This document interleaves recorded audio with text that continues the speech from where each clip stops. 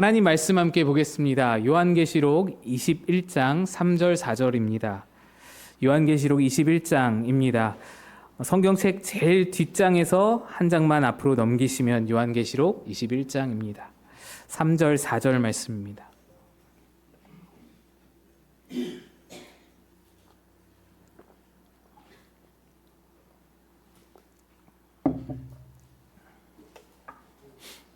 요한계시록 21장 3절 4절 말씀 함께 합독하겠습니다. 시작. 내가 들으니 보좌에서 큰 음성이 나서 이르되 보라, 하나님의 장막이 사람들과 함께 있음에 하나님이 그들과 함께 계시리니 그들은 하나님의 백성이 되고 하나님은 친히 그들과 함께 계셔서 모든 눈물을 그 눈에서 닦아주시니 다시는 사망이 없고 애통하는 것이나 곡하는 것이나 아픈 것이 다시 있지 아니하리니 처음 것들이 다 지나갔음이로라. 아멘. 기도하겠습니다. 하나님 아버지, 오늘도 주의 말씀 앞에 우리를 불러주시니 감사합니다. 하지만 주여, 우리는 연약합니다. 우리는 실패하고 넘어진 채로 주 앞에 있습니다. 주의 말씀으로 우리를 새롭게 하시며 주의 능력과 은혜로 우리가 새 생명 얻어 회복하게 하여 주시옵소서. 전하는 자 감추시길 바라고 예수님 이름으로 기도합니다. 아멘. 할렐루야. 오늘도 힘들고 어려운 삶의 자리를 벗어나서 예배의 자리를 찾아 나오신 여러분에게 우리 주님의 크신 은혜가 넘치시기를 축복드립니다. 우리 앞뒤좌우로 인사하겠습니다. 은혜 넘치시기를 바랍니다. 아멘. 아멘. 힘들고 어려운 일상이지만 우리 주님의 은혜가 우리를 살게 하실 줄로 믿습니다. 예전에 어떤 목사님의 설교를 듣는데 농반진반으로 이런 말씀을 하십니다. 본인은 예수님 십자가 옆에 우편강도가 그렇게 부러울 수가 없다고. 왜냐? 평생을 멋대로 살고 나쁜 일 할 거 다 하고 자기 하고 싶은 대로 다 누리고 즐기고 쾌락과 기쁨을 다 맛보고 살다가 마지막 죽기 몇 시간 전에 예수님 영접하고 믿고 구원받고 천국 가니 얼마나 좋냐고. 이 땅에서 여러 가지 쾌락도 다 맛볼 거 다 맛보고 또 그 모든 행복과 기쁨 다 누리고 마지막에 죽어서 천국 가서 천국에서도 또 다 누리니 떡 먹고 알 먹고 도랑치고 가재 잡고 모든 것을 다 누리는 삶 아니겠냐고 이렇게 부러워하는 것을 보았습니다. 여러분도 그런 생각 해보신 적 없으신가요? 내가 언제 죽을지 확실하게 알 수만 있다면 그 날이 오기 전 딱 일주일까지만 실컷 마음대로 놀고 먹고 마시고 아주 재미나게 아주 즐겁게 그렇게 누릴 것 다 누리고 살다가 죽기 딱 일주일 전에 교회 와서 아주 그냥 간절하게 회개 한번 쫙 하고 그리고 구원의 확신을 갖고 일주일간은 기도하고 예배하고 철야하고 금식하고 그렇게 말씀 듣고 일주일 내내 찬송 부르다가 찬송 들으며 임종을 맞이하면 참 좋겠다 라고 생각해 보신 분 있으면 한번 손 들어 보시기 바랍니다. 예배당에서 거짓말 하시면 안 되는데 아무도 안 드시고 우리 교회 교인들은 수준이 높으셔서 그런 걸로 알겠습니다. 이런 생각은 이 세상을 진짜 재미있게 누리고 살려면 예수 믿지 않는 게 좋아 라는 생각에서 시작됩니다. 예수를 믿기 시작하면 그때부터는 좀 재미가 없어. 예수 믿기 시작하면 그때부터는 좀 고생길이야. 예수 믿기 시작하면 희생하고 인내해야 되고 참고 견뎌야 되고 여러 가지 어려움이 있지만 그것들을 버티고 인내해야 하는 삶이야. 즐거움은 없어. 재미는 없어. 기쁨은 없어. 그냥 버티고 사는 거지 뭐. 언제 죽을지 모르잖아. 그러니까 예수 믿고 살아야 돼 라는 생각에서 시작된다는 겁니다. 그래서 이런 생각에서 어떤 생각이 나오냐면 구원 받았으면 천국이 보장된 삶은 이제 그 인생은 좀 짧으면 짧을수록 좋다. 천국을 보장받은 후에 짧게 살고 가는 게 참 복이다 라는 생각이 이어지게 되는 것입니다. 그런데 이는 틀린 생각입니다. 성도는 천국행 티켓을 얻는 것에만 가치를 가지는 것이 아닙니다. 성도라는 삶은 천국행 티켓을 얻는 것 그것 때문에 이 어려움을 버티는 게 아닙니다. 이 땅을 살아가는 삶에서도 충분한 의미와 가치가 있습니다.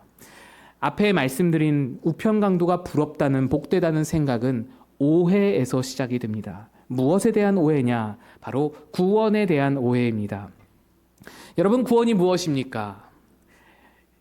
구원이 무엇이냐는 질문에 여러분의 대답은 아마 이럴 것입니다. 십자가에서 예수님께서 죽으심으로 우리의 죄를 대속하셔서 구원을 이루셨는데 이제 내가 그 사실을 믿음으로 받아들일 때 그 구원이 내 것이 되어서 하나님께서 나를 의롭다 선언하시고 자녀로 맞아주셨습니다. 이게 구원입니다. 여러분이 이단이 아닌 이상 아마 제가 말씀드린 것과 대동소이하게 고백을 하실 겁니다. 이건 정답입니다. 이건 믿음으로 구원을 얻는다는 이 사실은 정답입니다. 여러분 고백대로 이 구원은 절대로 취소될 수 없는 것입니다. 그런데 성경을 보시면 나는 이미 구원을 받았는데 그 구원은 취소될 수 없는 것인데 성경에 이상한 구절들이 있습니다. 로마서 13장 11절에 자다가 깰 때가 벌써 되었으니 이는 이제 우리의 구원이 처음 믿을 때보다 가까웠음이라. 가까웠다라는 말은 아직 구원이 이르지 않았다는 것입니다. 나는 구원을 받았는데 성경은 아직 구원이 이르지 않았다고 말하는 겁니다. 이상하죠.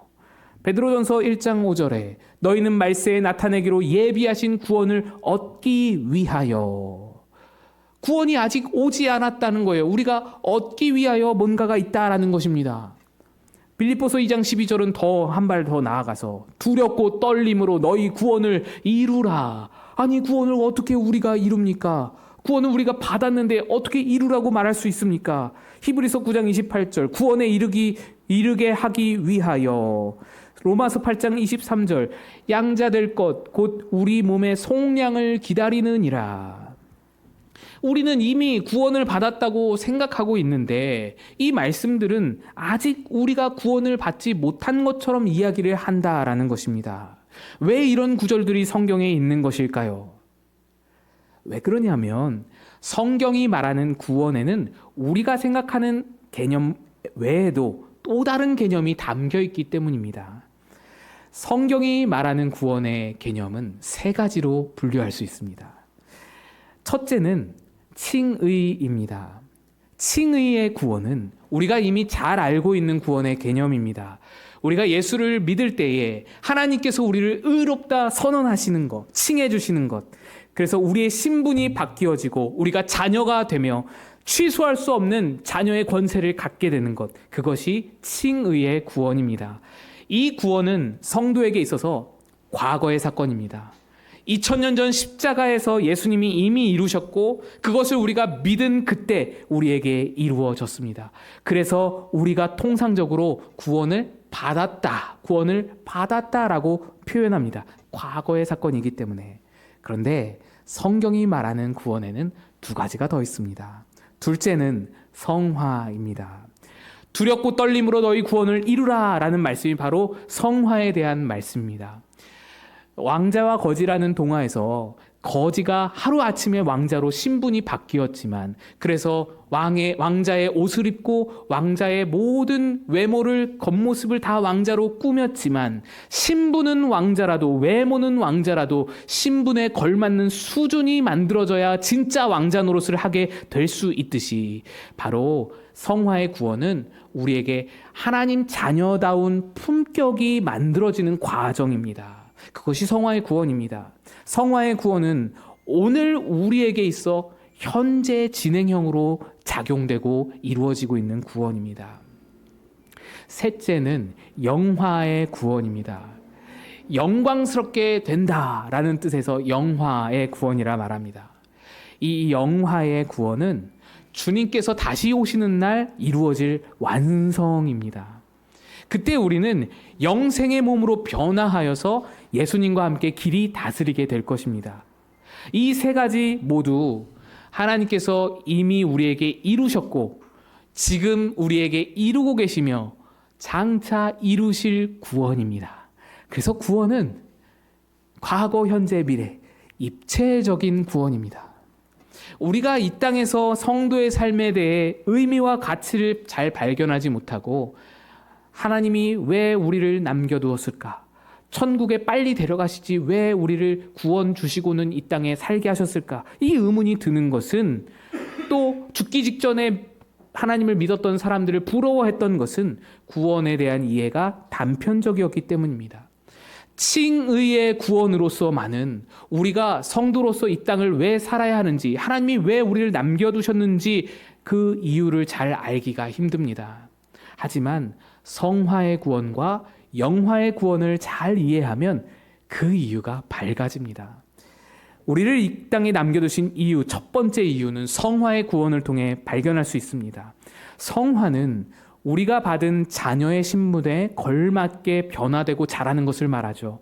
먼저는 죄악에서 벗어나게 하고 다음에는 우리의 성품을 변화시켜서 예수님을 닮아가게 만들어 줍니다.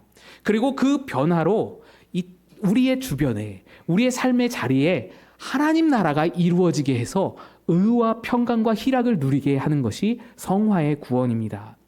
많은 분들이 이 성화의 구원에서 착각하고 오해하는 것이 뭐냐면, 성화의 삶을 의무로 여기고 내가 이뤄가야 할 활동, 내가 이뤄가야 할 아주 힘들고 어려운 과정으로 이해하는데 그렇지가 않습니다.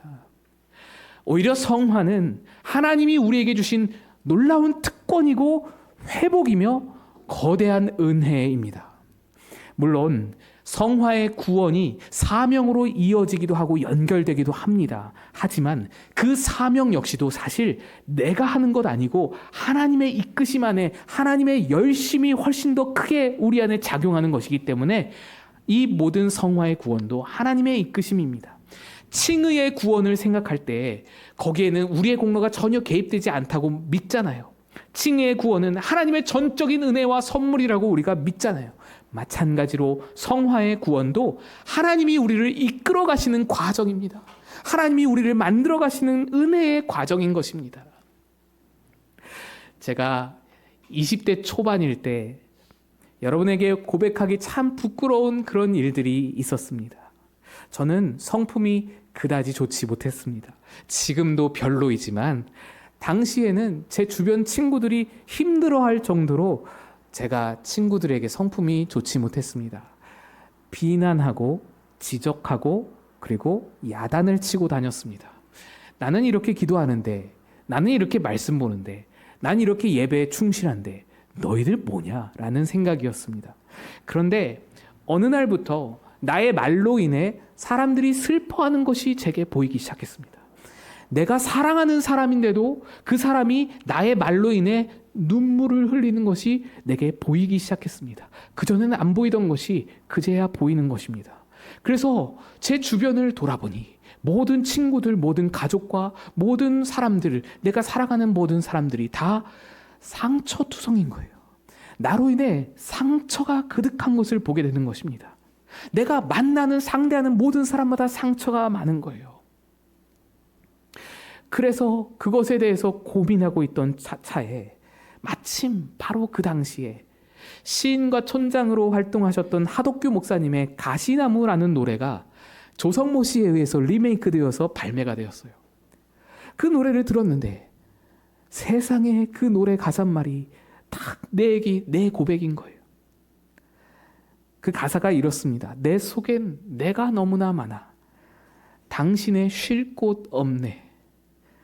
내 속엔 내가 이길 수 없는 슬픔, 무성한 가시나무 숲 같네. 이 다음 가사가 중요한데요.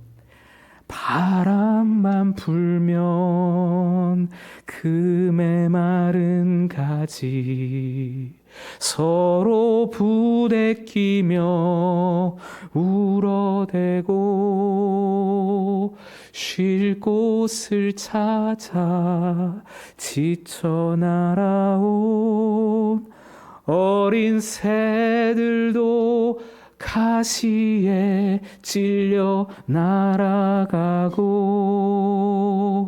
바람만 불면 외롭고 또 괴로워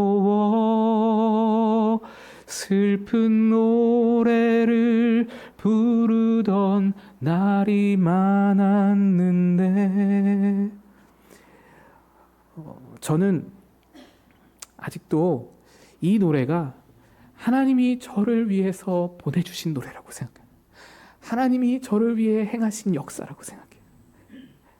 88년도에 하덕규 목사님이 하나님 앞에 자기 고백적으로 부른 이 노래가 어떻게 12년 만에 조성모 씨라는 위대한 유명한 가수에 의해서 또다시 리메이크가 될 수 있겠어요. 하나님이 저를 위해 역사하신 거라고 생각해요. 나를 만들어 가시고 나를 바꾸시기 위해서 나에게 주신 선물. 제가 이 노래를 듣고 밤잠을 못 이루고 울었어요. 얼마나 울었는지 모릅니다. 내가 아프게 했던 모든 사람들의 그 모든 아픔과 상처가 모조리 다 내게 느껴지는 것 같이 느껴졌어요. 몇 날 며칠 밤을 잠을 못 이루면서 나는 도대체 왜 이럴까? 나는 왜 이렇게 가시나무일까? 나는 왜 이렇게 어린 새들에게 쉴 곳이 되기는커녕 상처만 주고 있을까? 그러면서 나 자신을 직면하게 되고 거기서부터 조금씩 변화가 일어나기 시작했으며 그 변화가 오늘 20여 년이 지난 지금까지도 계속되고 있습니다. 아직도 저는 가야 할 길이 멀고 멀었습니다. 그런데 20년 전에 형편없던 내 모습을 바라보면서 지금 내 모습을 보면 하나님의 놀라운 은혜를 고백할 수밖에 없는 거예요. 제가 성화하기 위해서 예수님을 닮기 위해서 막 노력하고 애쓰고 그러지 않았어요. 전 한계 없습니다. 하나님이 망나니 같은 저를 그나마 여기까지 이끌어 주신 거예요. 그리고 이 성화의 과정을 통해서 하나님은 제게 놀라운 선물을 주셨는데요. 아름다운 열매를 주셨는데요. 내가 내 마음에서부터 변하고 나니 관계가 회복되는 거예요. 관계가 아름다워지는 거예요. 관계 가운데 기쁨이 열리는 거예요. 내가 변하고 나니 가정 안에 천국이 보이는 거예요. 교회 안에 하나님 나라가 열려지는 거예요. 내가 하나님을 닮아가고 나니 내 주변이 하나님 나라가 되는 겁니다. 여러분, 이게 성화의 구원이에요. 이게 하나님이 우리에게 주신 아름다운 원리입니다. 법칙이고 원리입니다. 하나님 나라가 이 땅에 만들어지는 원리요. 나의 성화가 하나님 나라를 이 땅에 만들어가는 겁니다. 제가 대단한 성화를 이루었다고 자랑하는 거 절대로 아닙니다. 여러분, 오해하시면 안 돼요. 저는 여전히 부족해요. 조금 나아졌을 뿐입니다. 그런데 그 조금 나아진 성화, 그 별것도 아닌 성화라고 말하기도 민망할 정도의 조금 나아진 성화로도 제 마음과 제 주변과 가정과 교회와 친구 관계에 하나님 나라가 이루어지는 걸 보게 하시는 거예요. 하나님의 놀라운 은혜인 겁니다. 이게 성화의 구원인 거예요. 나를 구원하신 거예요. 하나님이 우리를 구원하시고 곧장 천국에 데려가지 않으신 그 첫 번째 이유는 성화를 통해서 이 아름다움을 느끼게 하시는 거예요. 성화를 통해서 이 하나님 나라를 보게 하시는 거예요. 이 하나님 나라가 얼마나 아름다운지, 얼마나 기쁜지, 얼마나 행복한 일인지. 여러분, 가정 안에서 누리는 그 하나님 나라를 생각해 보세요. 그걸 경험하지 못하고 천국 갔으면 어쩔 뻔했어요. 이런 얘기 여러분 들어본 적 있으실 겁니다. 어떤 부부가 어쩌다가 의도치 않게 계획에 없던 임신을 하게 되면 그러면 당시로서는 부담이 되고요. 또 걱정도 되고요. 또 40대 후반에 늦둥이로 그렇게 임신을 하게 되면 창피하기도 하고요. 그 여러 가지 복합적인 감정이 들면서 굉장히 힘들어지죠. 그런데 그런 부부에게 임신의 10개월이 지나서 아이가 태어나면 그 부부들이 하나같이 뭐라고 말하던가요? 아이고, 이 녀석 안 낳았으면 어쩔 뻔했어요. 이런 말 하잖아요. 이런 고백 듣잖아요, 여러분. 저희도요, 첫째와 셋째가 계획에도 없던 그런 아이들이었습니다. 첫째는 에티오피아의 견습 선교 중에 태어났고, 또 셋째도 생기고 나서 집안 어른들도 다 걱정하시고, 특히 저 그때 당시 담임 목사님이던 박종철 목사님은 저보고 너 미쳤냐고 그랬어요. 왜 그렇게 힘든데 어떻게 이걸 감당하려고 그러냐고 그렇게 걱정을 하셨어요. 그런데 지금 생각해 보면 우리 큰아들, 우리 막내아들 없었으면 어떡할 뻔했어요. 그런 마음인 겁니다. 우리가 죽어서 천국에 갔을 때 그 고백이 우리 입술에 담기게 된다고요. 육신의 삶에서 성화의 은혜와 성화로 말미암아 하나님이 우리에게 주신 열매, 하나님 나라라는 열매가 없었다면, 그 나라를 경험하고 기쁨과 행복을 누리지 않았다면, 그걸 경험치 못하고 천국에 그냥 끌려갔으면 어쩔 뻔했어요 라고 우리가 고백하게 된다고요. 이 땅에서 누렸던 하나님 나라를 맛보지 못하고 천국에 그냥 갔으면 어떡할 뻔했어요. 이렇게 성화의 구원은 우리로 이 땅에서 하나님 나라를 경험하게 해줍니다. 이 땅에서 하나님 나라를 건설하게 하며 하나님 나라 건설의 중요한 재료로 우리의 성화를 사용하십니다. 그 나라 기쁨을 맛보게 하시려고 우리를 남겨두신 거예요. 그런데 이보다 더 큰 은혜와 놀라운 신비가 영화의 구원에 담겨 있습니다. 영화의 구원을 제대로 이해할 때 하나님이 우리를 남겨두신 두 번째 이유를 발견하게 됩니다. 영화의 구원은 최종적인 완성입니다. 예수님이 다시 오시는 날에 우리가 모든 죄와 고통에서 벗어나서 우리의 육체도 예수님의 영화로운 몸으로 완벽하게 변화되어 예수님의 신분과 예수님의 자격과 예수님의 부활체, 그 육신을 함께 입어 예수님과 똑같은 자가 되어, 예수님과 같은 자가 되어 그 권세로 이 땅을 다스리게 되는 것, 그것이 영화의 구원입니다. 성화의 구원이 우리 삶 속에서 이루어진 하나님 나라의 기쁨과 행복을 맛보게 해준다면, 영화의 구원은요, 우리가 이 땅에서 겪은 모든 슬픔, 모든 아픔, 모든 실패, 모든 좌절, 이것들을 담당합니다. 성화의 구원이 시작된 이후로 우리가 하나님 나라의 행복을 누리게 되지만, 사실 성화의 구원 이전에 우리는 실패했거든요. 좌절했거든요. 실수했거든요. 거기에 아픔이 있고 눈물이 있거든요. 우리가 사람들에게 상처 준 것도 있고 우리 스스로 상처받은 것도 있거든요. 그것들을 어떻게 처리하냐, 이것이 영화가 담당하는 것입니다. 우리는 흔히 영화의 구원에 대해 생각할 때 주님 재림하시는 그 날로부터 이제는 고생 끝 행복 시작이다, 그때부터 천국이다 라고 생각하지만, 사실 영화가 이루시는 완성은 그 정도를 말하는 게 아닙니다. 전체를 다 담당합니다. 만약에 영화라는 구원이 주님 재림하는 그 날로부터 새롭게 시작하는 영광이라면, 이 땅에서 우리가 겪었던 모든 아픔과 슬픔은 어떻게 되는 것인가요?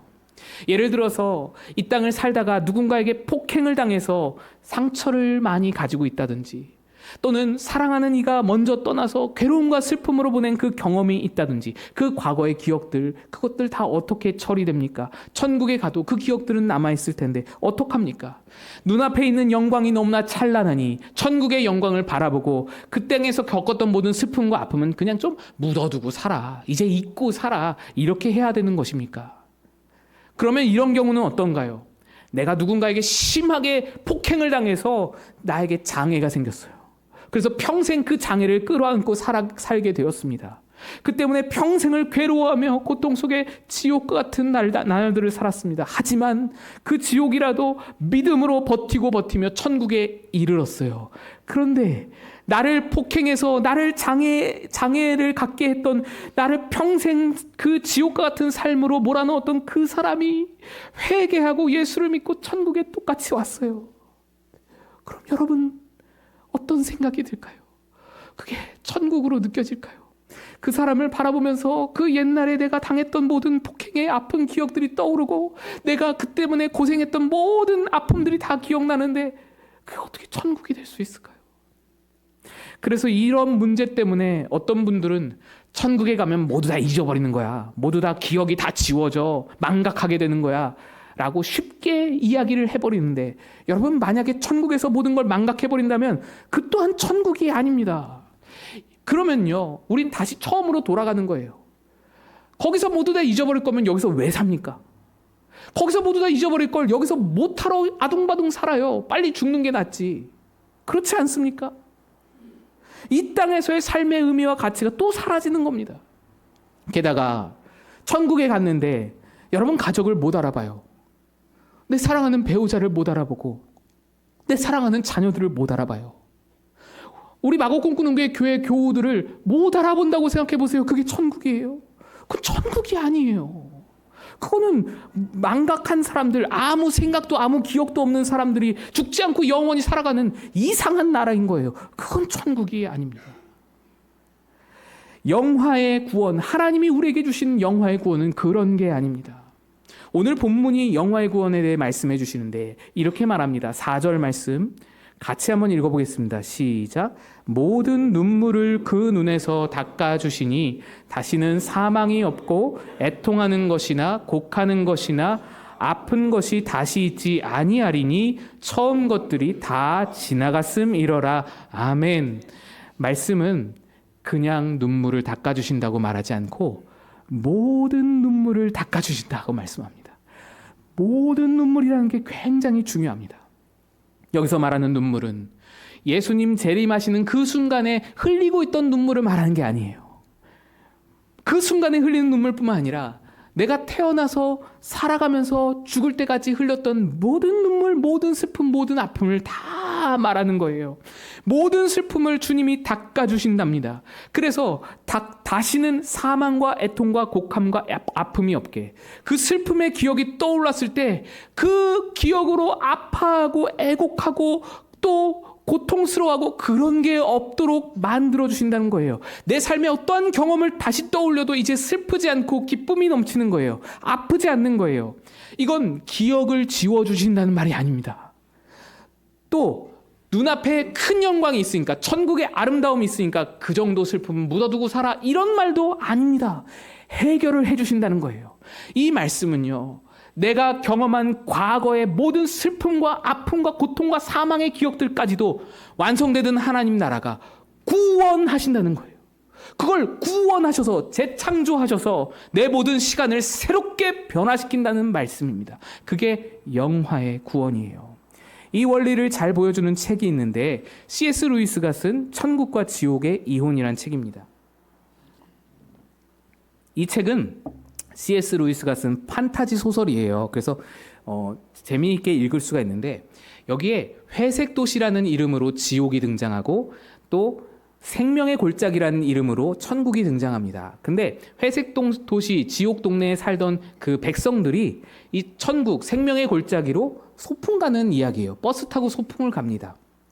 거기서 이제 겪는 이야기들인데 그 중에 한 천국 시민이 지옥 백성에게 이런 말을 합니다. 구원받은 자들에게는 이 골짜기, 천국 골짜기 말하는 거예요. 천국뿐만 아니라 지상에서 살았던 모든 과거도 다 천국이 되는 거라네. 저주받은 자들에게는 반대로 회색 도시, 지옥의 그 황혼뿐 아니라 지상에서 사는 동안 살았던 모든 삶 전부가 다 지옥이 되는 거고, 이 책에서는 이 소급이라는 말을 쓰는데 영화의 구원은 이 땅에서 경험한 모든 슬픔과 고통의 순간들에 소급 적용돼요. 그러니까 과거의 모든 순간들을 다 찾아가서 영향을 주어서 기쁨과 영광으로 변화시킨다는 말이에요. 완전한 구원인 거예요. 슬픔이 남아있지 않은 구원인 거예요. 기쁨으로 온전한 거예요.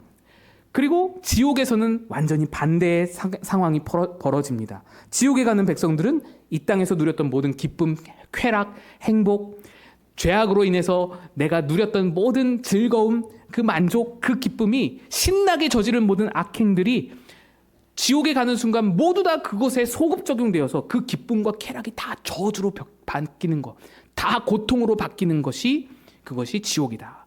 책은 계속해서 이렇게 말합니다.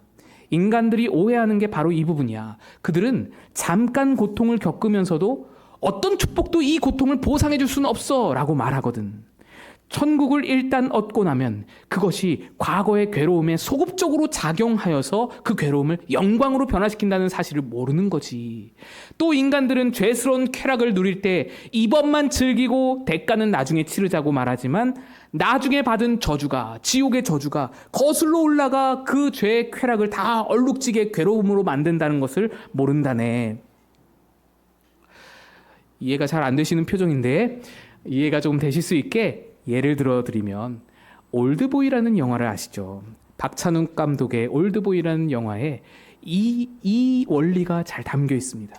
영화는 최민식 씨가 연기한 오대수라는 사람의 이야기입니다. 그는 영문도 모른 채 납치가 되어서 사설 감옥에 15년 동안이나 갇혀 있다가 풀려나게 됩니다. 그리고 자기를 이렇게 가둔 이에게 복수를 꿈꾸며 매일같이 먹었던 군만두를 추적해가지고 그걸 단서로 자기를 가둔 자가 누군지 찾아내게 됩니다. 15년 동안 갇혀 있었기 때문에 아내를 잃었어요. 아내가 죽었고 딸도 하나 있었는데 그 딸도 없어졌어요. 그런데 잃어버린 15년으로 인해서 그렇게 괴로워하고 고통만 가득했던 자기 인생, 완전히 망가져버린 그런 인생에 한 여성이 다가오게 되죠. 그녀는 미도라고 하는 아주 젊은 아가씨인데 이 오대수 중년의 아저씨를 이 젊은 여인이 사랑하는 겁니다. 그래서 이 오대수는 15년 만에 사람의 따스함을 느끼고 사랑을 느끼고 그 여인을 통해서 행복과 기쁨을 만끽하게 됩니다. 그래서 둘은 연인 관계로 발전하게 되고 아주 깊은 관계를 맺게 됩니다. 그런데 행복은 행복이고 또 복수는 복수잖아요. 그래서 오대수는 집요하게 군만두를 찾아 추적하여 마침내 자기를 가뒀던 자가 누구인지 찾아내게 됩니다. 그 원수는 자기 어린 때 학창시절의 친구였던 이우진이라는 사람인데, 오대수가 학창시절에 그냥 막 생각 없이 떠들었던 그런 퍼트린 헛소문으로 인해서 이우진의 누나가 자살하는 일이 벌어졌어요. 그래서 이에 대한 복수로, 누나에 대한 복수로 오대수를 납치해다가 15년간 감금했던 것입니다. 그런데 사실 우진의 복수는 15년 감금이 전부가 아니었어요. 실상 진짜 복수는 15년 감금 이후로 펼쳐지게 되는 겁니다. 15년 감금의 고통은 그 이후로 펼쳐질 고통에 비하면 아무것도 아니었어요. 우진은 오대수에게 함정을 파두어서 미도를 만나게 했고 그 미도와 사랑에 빠지도록 이 우진이 다 조작하여서 다 만들어낸 것인데, 이 사랑에 빠진, 오대수가 사랑에 빠진 미도가 누구냐? 오대수가 감금당하기 전에 보물같이 여겼던 그 어렸던 하나밖에 없는 딸이 이 미도인 거예요. 이 미도가 15년 동안 자라나서 아빠와 딸을 전혀 알아보지 못한 채 서로 만나서 연인이 되어 깊은 관계까지 맺은 것입니다. 오대수가 이 사실을 알고 완전히 무너집니다. 절규를 하게 됩니다. 거의 실성을 하죠. 감당할 수 없는 진실을 마주하게 되어서 상상 못할 괴로움에 빠지게 됩니다. 그런데 우진은 이 사실을 대수의 딸 미도에게도 알리려고 합니다. 그러자 오대수가 그를 붙들고 무릎을 꿇고 바지가랑이를 붙들고 매달리면서 처절하게 사죄를 하고 애원을 합니다. 제발 나를 용서해주고 제발 그 일만 하지 말아달라고. 그러다가 어떻게까지 하냐? 내 혀가 문제라고, 내 입이 문제라고, 내가 그때 왜 그렇게 헛소문을 퍼뜨렸을까 하면서 들고 있던 가위로 자기 혀를 잘라버립니다. 그렇게 해서, 그렇게 극단적으로 행동해서 겨우겨우 미도에게 진실이 알려지는 것은 막을 수 있었는데, 그런데도 그는 괴로움에 시달립니다. 얼마나 괴롭겠어요. 그래서 그 괴로움에 도저히 벗어날 수가 없어서 체면술사를 찾아가서 내 기억을 다 지워주세요 라고 애걸을 하게 됩니다. 여러분, 이것이 바로 지옥입니다. 미도와의 관계에서 행복했어요. 기뻤어요. 즐거웠어요. 그때 느꼈던 모든 기쁨의 즐거움들이 전부 다 저주로 바뀌는 거예요. 모두 다 불행으로, 모두 다 괴로움으로 바뀌는 거예요. 그 순간이 다 저주가 되는 겁니다. 그의 지옥은 진실을 알게 되면서부터 그제야 지옥이 시작되는 게 아니었어요. 이미 그 전에 감금이 풀리면서부터, 미도를 만나면서부터 미도와 행복하다고 느꼈던 모든 순간들이 다 사실은 지옥을 이미 살고 있었던 것입니다. 우리가 천국에서 얻게 될 영화의 구원은 우리가 살아오는 모든 순간, 모든 절망과 모든 슬픔과 모든 아픔과 내 모든 실수와 실패까지도 천국으로 바꾸어주는 능력입니다. 그게 어떻게 되는 건지, 그게 어떻게 만들어지는 건지는 우리는 알지 못해요. 알 수 없어요. 하나님의 신비입니다. 그런데 여러분 생각해 보세요. 우리는 이미 도저히 이해할 수 없는 방식으로 칭의의 구원을 이미 받았습니다. 도저히 상상할 수 없는 능력으로 성화의 구원으로 우리가 이끌려져 가고 있는 것을 보는 것입니다. 그러니 칭의와 성화의 구원을 이미 이루시는 하나님께서 영화의 구원도 우리가 다 알지 못하는 신비의 능력과 그 은혜로 능히 이루실 수 있는 것입니다. 이것이 우리의 믿음입니다.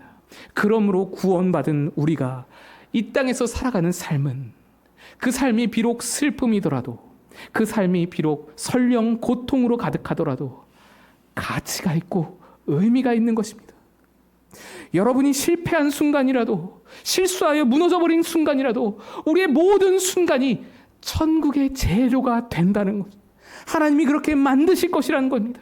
천국을 이루는, 하나님 나라를 완성하는 벽돌로 우리의 모든 순간을 사용하신다는 겁니다. 그러니 여러분, 더 이상 우편강도를 부러워하지 마세요. 평상 세례받고 바로 임종하시는 분들을 부러워하지 마세요. 여러분은 이미 천국을 살고 계신 겁니다. 이미 천국을 만들어가고 있는 것입니다. 이 믿음으로 여러분의 삶을 긍정하시고 칭의와 성화와 영화의 구원을 온전히 누리고 하나님 나라를 만끽하는 여러분 다 되시기를 주님의 이름으로 축복드립니다. 우리 다 일어나서 찬양하겠습니다.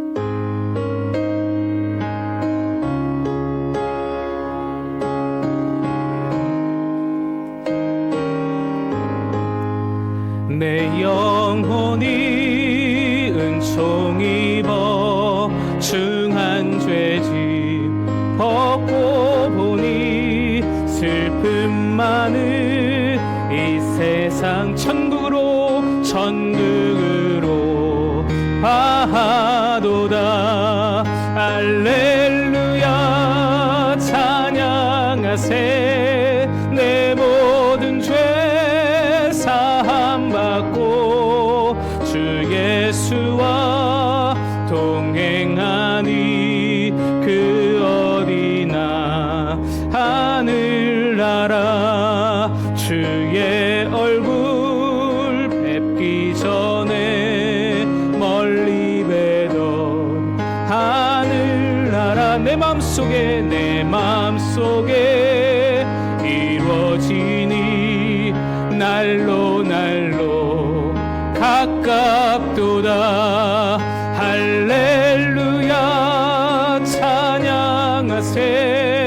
내 모든 죄 사함받고 주 예수와 동행하니 그 어디나 하늘나라 높은 산이 거친 들이 조막이나 궁궐이나 내 주 예수 모신 곳이 그 어디나 하늘나라